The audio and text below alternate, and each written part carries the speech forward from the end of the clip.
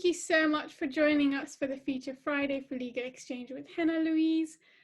Just a brief background, you're now a career coach and an ex-Big Four lawyer. Please tell us a bit more about you. Thank you, and thanks for the introduction and for having me on. So as you said, so I now work as a career, probably a career and life coach. So I help people through transitions and that whole phase, so whatever comes up for them. Originally I started out, I trained at a London law firm between 2007 and 2009, and then qualified into tax litigation and spent around a decade at two of the Big Four working in tax litigation. So very much a legal background. And then I had a complete career change, did a diploma in professional legal practice at the end of 2018, and we trained to become a professional coach, which is what I now do full time. Amazing. I love some of your posts. If anyone wants to find Louise, she's quite active on LinkedIn. Absolutely love her posts, so inspiring. Every time I have one of the down days, I go to her page. It really helps. Oh, thank you. Okay. My second question is linked to your previous career. So why did you decide to go into law? So I was quite academic at school. I did I did music-y stuff, but sort of, exams, science, maths, that was sort of something that I was very good at. And when it came to sort of like when you get to the end of GCSE year, you start thinking about what it is that you want to do. And I didn't really have a clue. And I kind of wanted to do something that sounds good. Like, this is literally as detailed as it got. And I knew I'd got relatives that were lawyers, and law was sort of quite high profile. Yeah. So I did Nottingham Law School at the time, did a law taster course. So I can remember doing that when I was about 16. Then I did some work experience with relatives that summer, and just decided it was what I wanted to do. But it wasn't, although that sounds like quite planned and structured and thought out, it really wasn't. It was literally, what sounds good? I need to be a doctor or a lawyer. This was like the brain process I went through. Don't really want to be a doctor because then I might kill people. Let's be a lawyer. And that was the thought process. Got accepted to go to university, was offered did vacation scheme at the end of my second year, and was offered a training contract. So we just kind of went through the motions, because you're not going to say no to that trajectory, because it's so hard to get into. Exactly. What made you decide, or what was the moment you decided, actually, law isn't what I want to do? Okay, honestly, I've had a few of those moments. Okay. So I think the first time was in about 2013, 2014, and I thought, this really isn't what I want to do. And I suppose if I take a step back, kind of technically I was always very good at the legal side of things, but it never really gave me, I never really enjoyed it. Like, some people love, I worked in tax, some people love tax. Yeah. That was never me. And so it sort of got to about 2013, 2014, and I thought, this just doesn't feel right. It doesn't feel as I want it to feel. The team I was in at the time was, it was quite competitive rather than being collaborative, and it wasn't really an environment that I wanted to be in. So at that point I was like, need to get out and do something else. So on the side, I helped a lady who worked in fitness and nutrition do some fitness and nutrition stuff. So did a nutrition qualification and did a bit of that. And that kind of ticked the box of something else that was purposeful. And then in 2015, that was my next, can't do this anymore.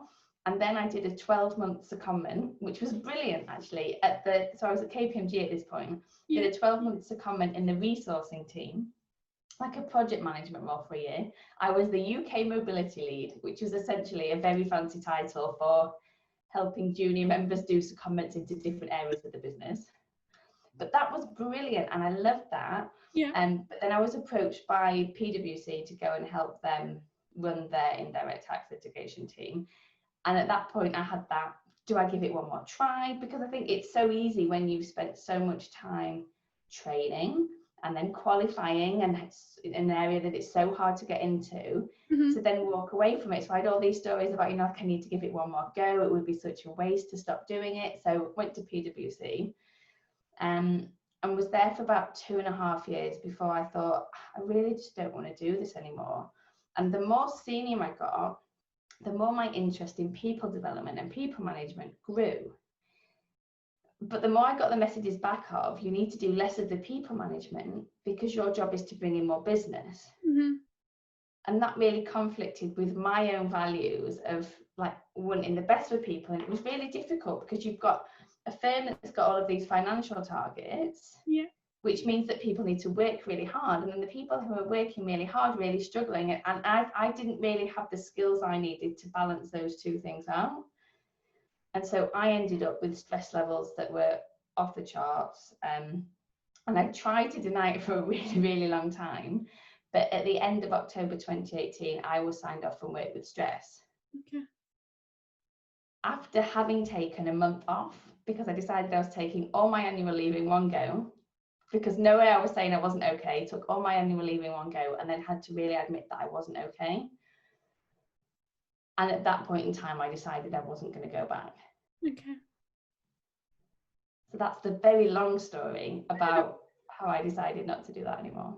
And I mean, from what I've spoken to you before, it seems like it's the best decision ever. You've gone into coaching now and you really enjoy it. Tell us a bit more about how coaching works.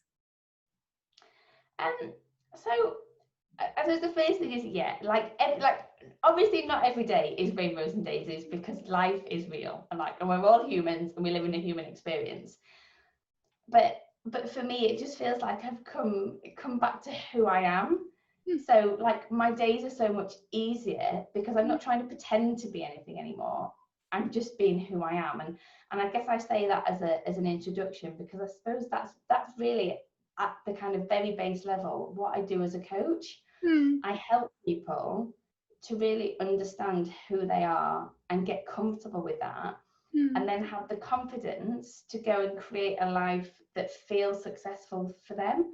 So rather than doing the tick box exercise, doing the things to keep mum and dad happy, the things we think we should be doing, actually, how do you create a life that ticks your boxes as well?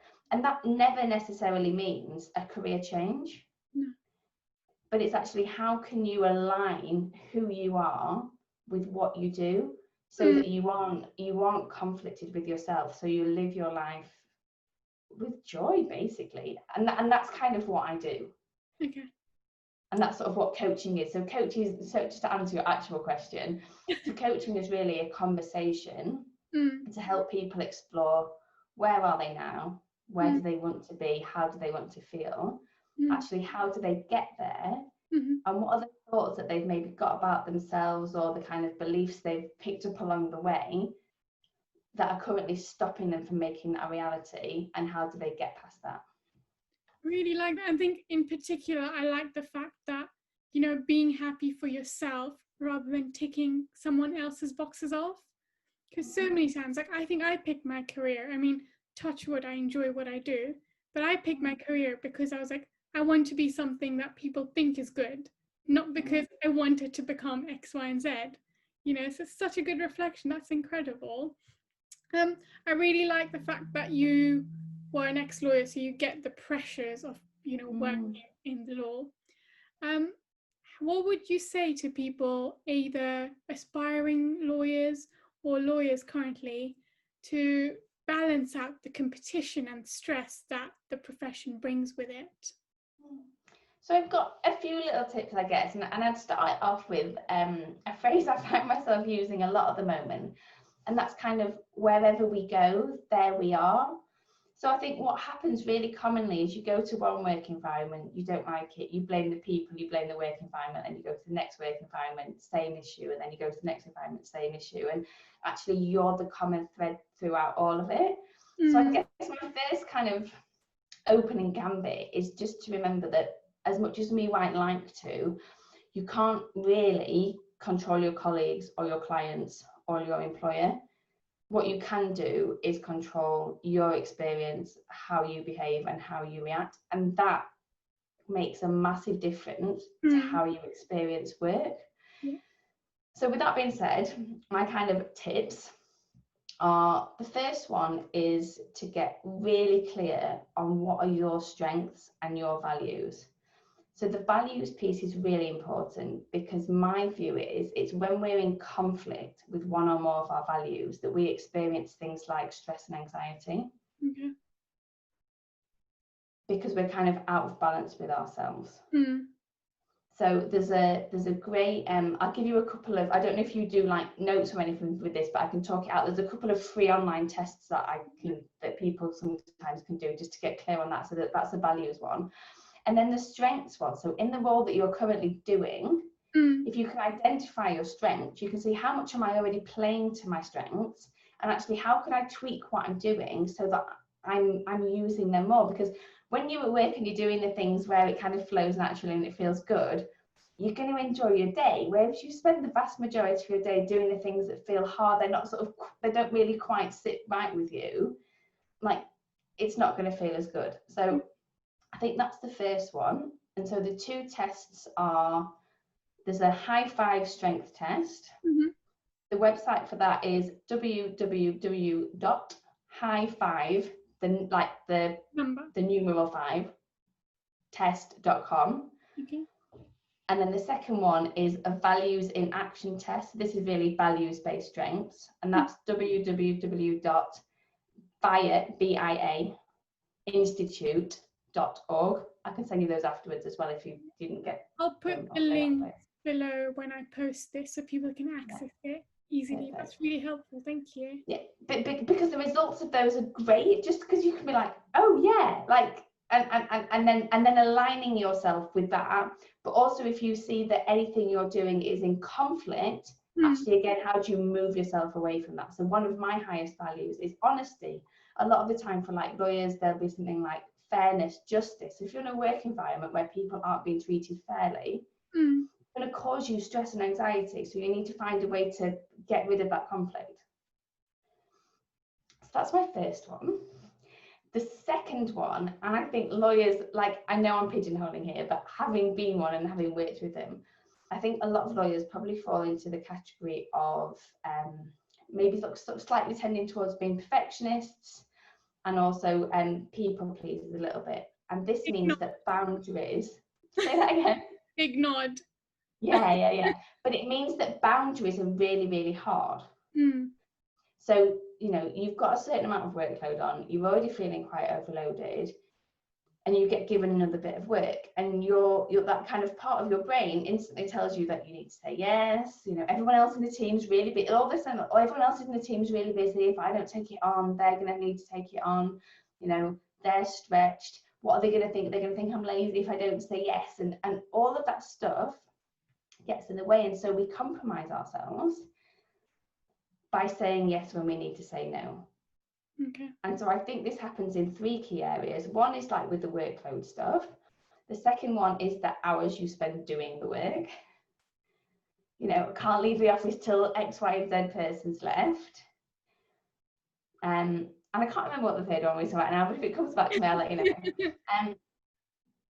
Oh yeah, and the third one is emails outside of the office. That's what I was going to say. So if you are completely permanently connected to your iPhone, like I used to wake up at like ridiculous o'clock and I would be straight on my phone. Yeah. Doing emails. So get really clear on your boundaries. And then here's the difficult bit. Then you've got to hold your boundaries, right? And this is hard because people are always going to push back against them. And the problem is, if you've said no, or you try and say no and then you give in, you think you're doing a good job, right? You think you're doing them a favor, but all you're doing is like completely denying like yourself. You're telling them that it's okay for them to push against you.